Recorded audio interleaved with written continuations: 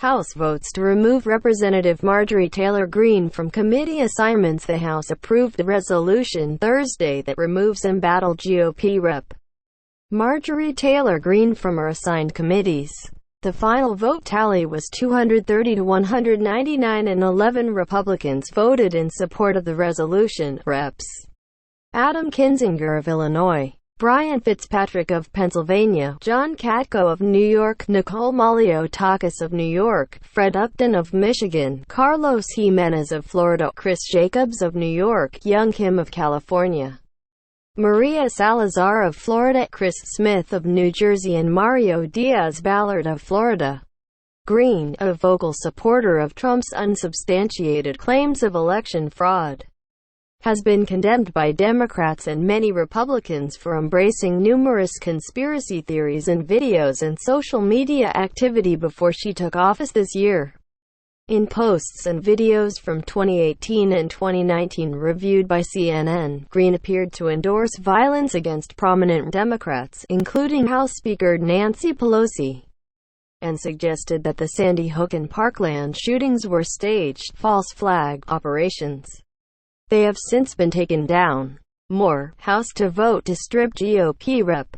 Marjorie Taylor Greene of committee roles. Hoyer says the move to boot her from the House Education and Labor Committee, as well as the House Budget Committee, came after Republican leaders refused to remove her themselves following pressure from Democrats to do so. The vote Thursday forced Republicans to go on the record over Greene's conduct. Greene defended herself in a speech ahead of the vote and expressed regret over some of her past remarks, which some viewed as doing too little, too late. These were words of the past and these things do not represent me. They do not represent my district and they do not represent my values, Greene said of her past posts and interactions on social media. I am beyond grateful for this opportunity. And I'll tell you why. I believe in God with all my heart, and I am so grateful to be humbled, to be reminded that I'm a sinner, and that Jesus died on the cross to forgive me for my sins, she said. This is something I absolutely rejoice in today to tell you all. I think it's important for all of us to remember, none of us are perfect. None of us are, she said. Greene also said that she believes 9/11s absolutely happened, and school shootings are absolutely real and every child that is lost, those families mourn it, but she also attempted to blame cancel culture for her troubles and the media for how she's come across, saying, big media companies can take tiny pieces of words that I said, that you have said, any of us, and can portray us into someone that we're not.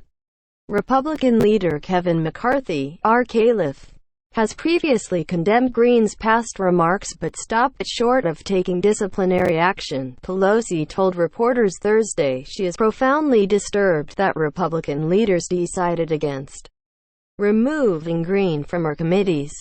That's just so unfortunate, she said. You would think the Republican leadership in the Congress would have some sense of responsibility to this institution.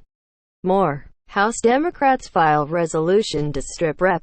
Marjorie Taylor Greene of committee assignments. Pelosi also defended her party for acting against Greene and said it's because of Republican inaction the Democrats were moving ahead with the vote.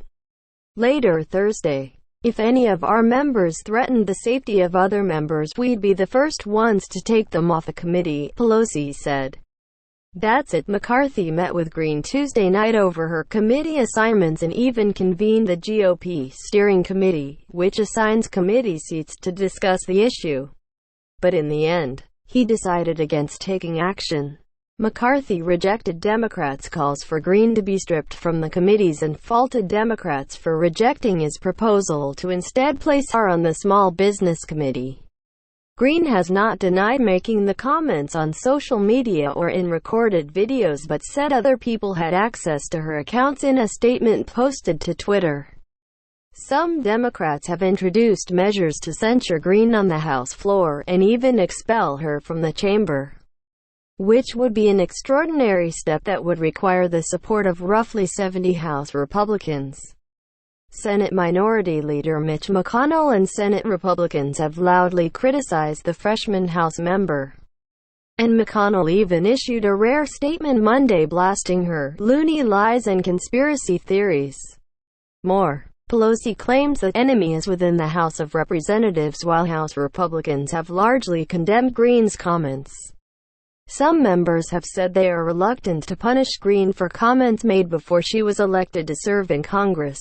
Greene, who has faced intense criticism, apologized to members late Wednesday night for supporting QAnon conspiracy theories and for her past comments on school shootings during a private late-night conference-wide meeting. According to sources, her expression of contrition for past positions was appreciated by some members in the room. The embattled Congresswoman received a standing ovation from approximately half of the conference, according to a source in the room. She had previously said she wouldn't apologize, tweeting Saturday, "I won't back down. I'll never apologize. And I'll always keep fighting for the people." Despite the private apology to her colleagues, Greene has not explicitly apologized for her conduct publicly, despite bipartisan calls for her to do so.